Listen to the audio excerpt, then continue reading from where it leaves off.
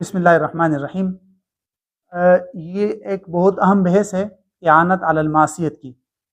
اس حوالے سے فقہی قواعد کی کتاب کے اندر ایک قاعدے کے تحت مختصر سا خلاصہ میں نے وہاں لکھا بھی تھا، شاید آپ لوگوں نے پڑھا بھی ہوگا۔ تو اس کو الگ سے دیکھتے ہیں۔ بہت اہم بحث ہے یہ، اس حوالے سے جزیات چونکہ بہت متفرق ہے، صحیح انسان کو سمجھ نہیں آتا کہ کون سی صورت مکروہ ہے، کون سی صورت حرام ہے، کون سی صورت تنزیہی ہے، کون سی صورت مکروہ تحریمی کی ہے۔ تو اس پر مفتی شفیع رحمۃ اللہ علیہ نے جواہر الفقہ کے اندر ایک مختصر سا اردو میں ایک مقالہ لکھا تھا، اور پھر اس کے بعد حضرت نے اس کے اندر تھوڑی بہت تبدیلی کر کے احکام القرآن کے اندر عربی میں بھی اس کی تلخیص کہہ دے یا تھوڑی بہت تبدیلی کے ساتھ عربی میں وہاں بھی اس کو ذکر کیا ہے۔ تو اصلاً مقالہ حضرت ہی کا ہے، اور یہ مقالہ الگ سے بھی موجود ہے، تفسیر الکلام فی مسئلۃ الاعانہ علی الحرام کے نام سے۔ پھر حضرت مفتی تقی عثمانی صاحب دامت برکاتہم نے اسی بحث کو، حضرت مفتی شفیع رحمۃ اللہ علیہ کی بحث کو اپنی دو کتابوں کے اندر عربی میں بطور خلاصہ ذکر کیا ہے۔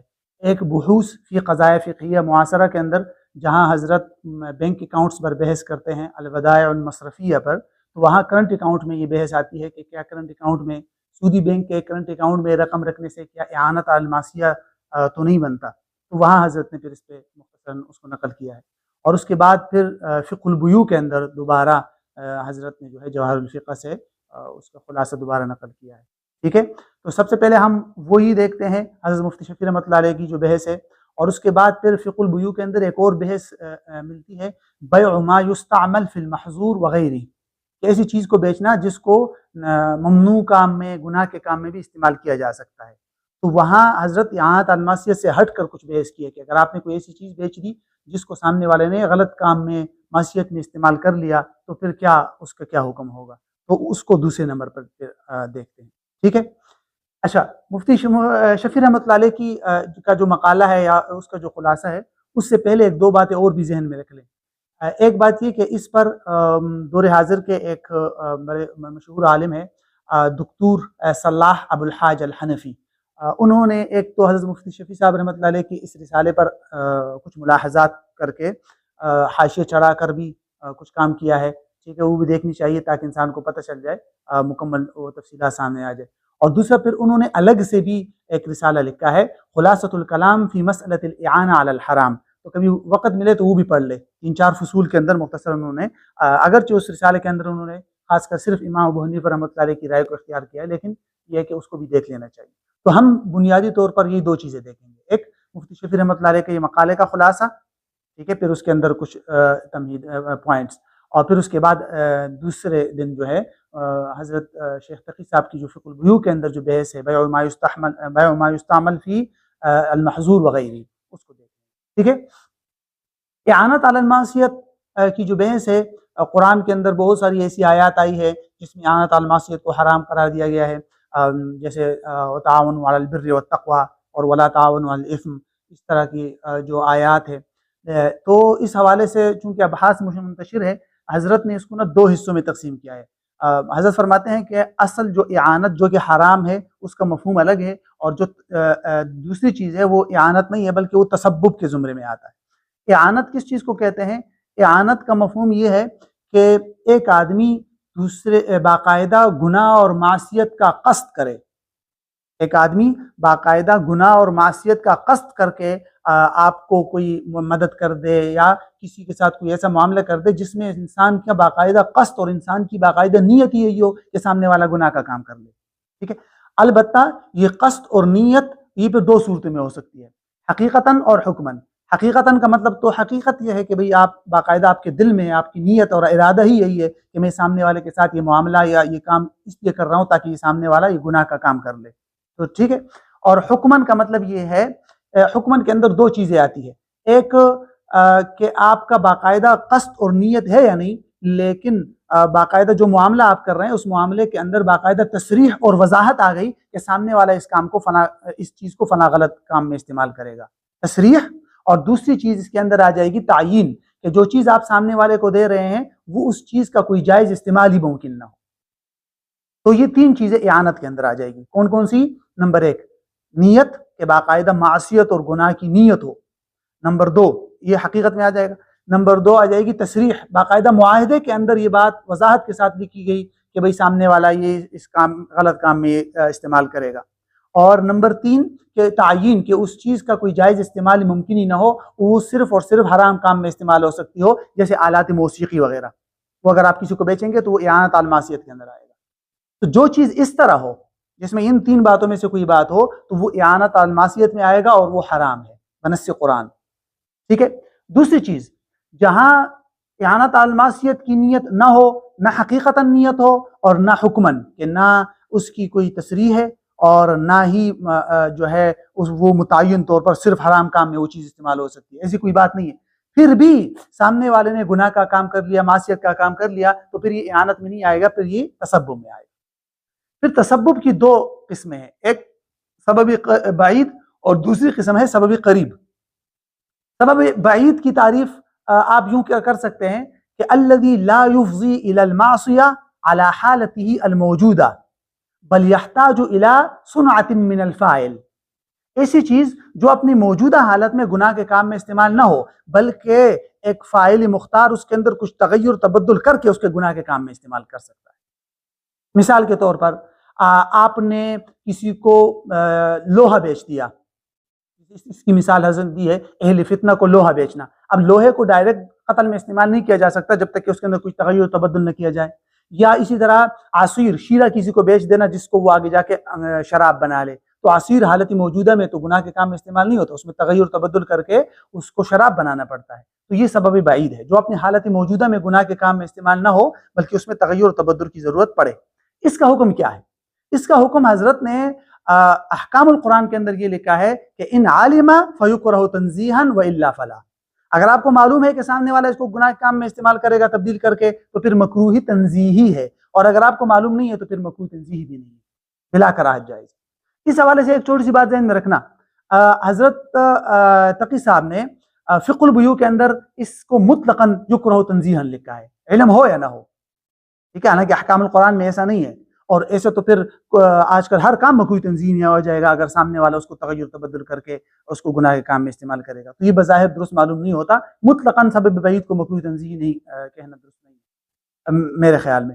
اور بحوث کے اندر حضرت نے لکھا ہے کہ لا حرمت فی سبب البعید. تو ٹھیک ہے، لا حرمت تو ہے لیکن مکروہ تنزیہی والی بات اس کے اندر ہے. ٹھیک ہے، تو یہ بات تو ہو گئی اس کی سبب بعید کی. دوسری چیز ہے سبب قریب. سبب قریب سبب بعید کا عکس ہے، کہ کیا کہہ سکتے ہیں الذی لا يحتاج فی اقامت المعصیۃ به الی احداث صنعۃ من الفاعل، یعنی جو اپنی حالت موجودہ میں گناہ کے کام میں استعمال ہو جائے اور اس میں اس کو گناہ کے کام میں استعمال کرنے کے لیے اس کے اندر کسی قسم کے تغیر اور تبدل کی ضرورت نہ ہو، تو اس کو کہتے ہیں سبب قریب. پھر سبب قریب کی 2 قسمیں ہیں، اس کے حکم معلوم کرنے سے پہلے اس کو الگ الگ قسمیں دیکھنا ضروری ہے. ایک ہے سبب قریب محرک و باعث، ایسا سبب قریب جو باقاعدہ محرک اور باعث ہو. اور دوسری قسم ہے موصل محض، ایسا سبب قریب جو صرف موصل محض ہے، باعث اور محرک نہیں ہے. باعث اور محرک کی تعریف کیا کر سکتے ہیں آپ؟ باعث اور محرک کی تعریف کر سکتے ہیں آپ لولاہ لما اقدم الفاعل علی المعصیہ. یہ اس کی تعریف ہے کہ اگر یہ سبب نہ ہوتا تو سامنے والا گناہ کا کام نہ کرتا، لیکن آپ نے چونکہ اس کے لیے سبب بنے اس وجہ سے اس نے سامنے والا کام کیا. یعنی آپ کا اس کے لیے جو سبب بننا ہے یہ باقاعدہ باعث اور محرک اور سبب بنا ہے، یعنی کہ تحریک بنا ہے جس کی وجہ سے سامنے والے نے گناہ کا کام کر لیا. یہ بھی اعانت علی المعصیت کے حکم میں ہے، وہ اوپر والے کو حکم میں سبب قریب کا سبب محرک والی قسم. اور یہ حرام ہے، قرآن میں نہیں آیا وَلَا تَسُبُّوا الَّذِينَ يَدْعُونَ مِن دُونِ اللَّهِ فَيَسُبُّوا اللَّهَ عَدْوًا بِغَيْرِ عِلْمٍ. وہاں کفار کے معبودان باطلہ کو اگر آپ برا بلا کہیں گے تو وہ سبب بنے گا کس چیز کا؟ کہ وہ اللہ کو برا بلا کہیں گے، تو وہ باعث اور محرک بنتا ہے اس کا. اسی طرح فلا تخضعن بالقول، عورتوں کو جو حکم ہے ولا تبرجن تبرج الجاہلیہ، بناؤ سنگار سے منع کیا، اور اپنے غیر محرم سے بات کرنے میں اپنے قول کے اندر زیادہ نرمی پیدا کرنے سے منع کر دیا. کیوں؟ یہ باعث اور محرک بنتا ہے فتنے کا. تو یہ بھی کس کے اندر آئے گا؟ اعانت علی المعصیت کے اندر آئے گا، اور یہ حرام ہے. دوسری جو قسم ہے سبب قریب کی وہ سبب موصل محض ہے. موصل محض اس کو کہتے ہیں کہ مطلب لولاہ لما اقدم الفاعل علی المعصیہ نہیں ہے، مطلب یہ ہے کہ یہ اس معنی میں محرک اور باعث نہیں ہے کہ اگر آپ سبب نہ بھی بنتے تو بھی سامنے والا وہ کام کسی اور ذریعے سے وہ گناہ کا کام کر سکتا تھا. آپ اصل محرک اور باعث آپ نہیں بنے. ٹھیک ہے, یہ ہے سبب قریبی کی موصل محض. اس کی پھر بہت ساری مثالیں ہیں. چیز حالت موجودہ میں ہی گناہ میں استعمال ہوگی. آپ نے کسی کو اسلحہ بیچ دیا اور اس نے آگے جا کے کسی کو قتل کر دیا, تو حالت موجودہ میں گناہ کے کام میں استعمال ہوا, لیکن باعث اور محرک تو آپ نہیں ہیں. اگر آپ اسلحہ نہ بیچتے تو کسی اور جگہ سے خرید کے چاہ کے چلا جاتا.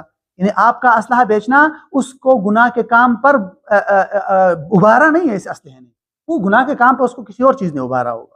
ٹھیک ہے, اور اسی طرح اور بھی اس کی بہت ساری مثالیں. آپ نے گھر کرائے پر دے دیا کسی کو اور کوئی شخص اس کے اندر کنیسہ بناتا ہے یا اس کے اندر معبودان باطل کی عبادت کرتا ہے, شراب بیچتا ہے, حالت موجودہ میں اس کو غلط کام میں استعمال کرتا ہے. تو یہ موصل محض ہے, سبب قریب موصل محض. اس کا حکم 3 نکات کے اندر ہے. نمبر 1 کہ آپ جب وہ چیز بیچ رہے تھے یا اس کو دے رہے تھے, اگر آپ کی باقاعدہ قصد اور نیت ہے تو یہ پھر کس میں چلا جائے گا؟ وہ اعانۃ علی المعصیت میں, کیونکہ ہم نے پڑھا تھا کہ نیت تو اعانۃ علی المعصیت میں آئے گا, تو یہ حرام ہو جائے گا. دوسری قسم ہے علم, کہ اگر آپ کا باقاعدہ قصد اور نیت تو نہیں ہے لیکن آپ کو معلوم ہے کہ میں اس کو اسلحہ بیچ رہا ہوں تو یہ آگے جا کے کیا کرے گا؟ قتل کرے گا, علم ہے, تو تب بھی علماء نے لکھا ہے کہ یکرہ تحریما. حضرت مفتی شفیع رحمۃ اللہ نے لکھا ہے کہ یہ بھی ناجائز ہے. مکروہ تحریمی ہے تو مطلب ناجائز ہے. سمجھ آ گیا؟ اور عدم علم اور عدم نیہ تیسری صورت ہے کہ نہ آپ کے ذہن میں یہ ہے کہ میں اس کو اسلحہ اس لیے بیچ رہا ہوں کہ آگے جا کے قتل کر دے, اور نہ آپ کو معلوم ہے اور نہ آپ کی نیت ہے. ٹھیک ہے, ایسی صورت میں مکروہ تحریمی بھی نہیں ہے, ناجائز بھی نہیں ہے. ایسی صورت میں جائز ہے. اگر اس نے قتل کر دیا تو آپ معذور ہے, آپ کو تو پتہ ہی نہیں تھا. یہ اس کا حکم ہے. سمجھ آ گئی یہ بات؟ اچھا, تو اس حوالے سے سب سے پہلی بات تو وہی جو میں نے آپ کو بتائی تھی کہ سبب بعید کے حوالے سے حضرت شیخ تقی صاحب نے جو لکھا ہے اس حوالے سے میں نے آپ کو فرق بتا دیا. اصل حکم احکام القرآن کے حوالے سے ہے کہ ان علم فیکرہ تنزیہا والا فلا, وہ میں نے آپ کو بتا دیا. ٹھیک ہے, دوسری بات وہ یہاں ہے کہ حضرت مفتی شفیع رحمۃ اللہ علیہ نے سبب قریب موصل محض کے اندر مکروہ تنزیہی اور مکروہ تحریمی کو فرق کرنے کے لیے ایک اور تقسیم کی ہے. سمجھ آیا؟ اس میں حضرت نے لکھا ہے کہ اگر سبب قریب موصل محض ہے اور وہ چیز ما قامت المعصیت بعینی ہی ہے کہ اسی عین کے ساتھ معصیت متعلق ہے تو مکروہ تحریمی ہے, اور اگر عین کے ساتھ معصیت متعلق نہیں ہے تو مکروہ تنزیہی ہے. لیکن یہ تقسیم بظاہر میرے خیال میں درست اس لیے معلوم نہیں ہو رہی کہ ہم تو سبب قریب کو دیکھ رہے ہیں. سبب قریب تو ہے ہی وہی ما قامت المعصیت بعینی, جس میں تغیر و تبدل کی ضرورت نہ پڑے. اگر ما قامت المعصیت بعینی ہے تو وہ تو سبب قریب ہے نا. اس کے باوجود اس کو 2 قسمیں بیان کرنا کہ ما لم تقم المعصیت بعینہ اور ما قامت المعصیت بعینہ, یہ دونوں تقسیم سبب قریب کے زمرے میں نیچے کرنا درست نہیں ہے. کیونکہ اگر ما لم تقم المعصیت بعینہ ہوا تو پھر وہ سبب قریب کی قسم ہی نہیں ہے, وہ تو سبب بعید ہے. جہاں ہم نے پڑھا کہ علم ہو تو مکروہ تنزیہی ہوگا.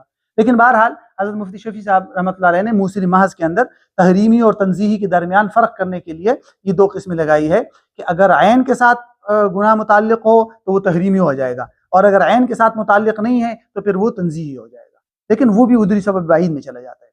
ٹھیک ہے, تو اس کی یہ تقسیم یہاں بہرحال نہیں ہونی چاہیے. اچھا, یہاں آخری وہی بات ہے جو میں نے آپ کو بتائی تھی کہ اس پر شیخ صلاح ابو الحاج نے حاشیہ لکھا ہے, وہ بھی دیکھ لے, یہ ملتا ہے انٹرنیٹ پہ موجود ہے. اگر آپ تفصیل الکلام فی مسألۃ الاعانہ الحرام لکھ لیں گے تو آپ کے سامنے آ جائے گا, اس پر ان کا حاشیہ بھی موجود ہے. اور پھر انہوں نے الگ سے وہ بھی لکھا ہے مقالہ, وہ بھی دیکھ لینا چاہیے. تو یہ خلاصہ ہے اس بحث کا جو حضرت مفتی شفیع رحمۃ اللہ علیہ نے لکھا ہے. ٹھیک ہے, اور پھر اس کے بعد احکام القرآن کے اندر بھی ذکر کیا ہے حضرت نے. اور اس کے علاوہ جو حضرت تقی صاحب نے جو بحث لکھی ہے کہ بیع ما یستعمل فی المحظور وغیرہ, اس کو پھر کل دیکھ لیں گے, اور وہ بھی ایک اہم بحث ہے. اگرچہ اس کے ضمن میں بھی بسا اوقات آپ کو اعانۃ علی المعصیت کی بحث نظر آئے گی, لیکن اس میں دیگر ائمہ کی آراء بھی ہے اور مختلف جدید مثالیں بھی ہے کہ جیسے آج کل سودی بینک کو آپ جگہ کرائے پر دیتے ہیں, یا آپ ٹی وی فروخت کرتے ہیں, یا آپ موبائل فروخت کرتے ہیں, تو ان چیزوں کا کیا حکم ہوگا وہ اس کے زمرے میں آ جائے. ٹھیک ہے.